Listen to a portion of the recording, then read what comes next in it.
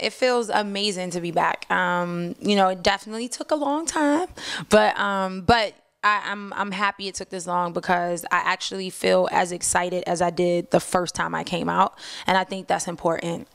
So I'm happy. This album I would describe as just being, this is my album. I think it's completely Eve. It's completely all of me, you know, all my sides. I think you hear all my influences musically on this record, especially reggae. Obviously, I can't do a record without a reggae track on it.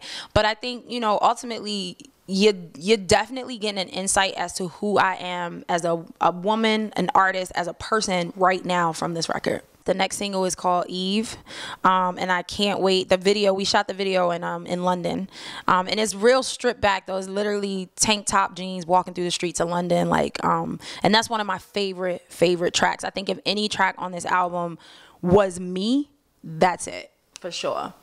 So I'm excited about that one. What do you think of this whole controversy with Ross? Do you think, you know, Reebok they should have dropped him? I think they did what was in their right as a corporation. People still have to remember it is a business, and there are people bigger than, you know, there are shareholders that are bigger than just Reebok that are probably looking at this situation and being like, you know what, this is not something that we want to represent. And they probably tried to hold on as long as they could. But when you get something like that and people are actually signing petitions as a corporation, you're responsible, you know, for the things that you do, and I'm sure they got pressured into doing it. They had to do it. Ultimately, at the end of the day, you know, there are a lot of things said out there that are, however you look at it, some of it might not be right. I think in particular with this situation, because he is so hot right now and so many people really do like him and are paying so much attention to him,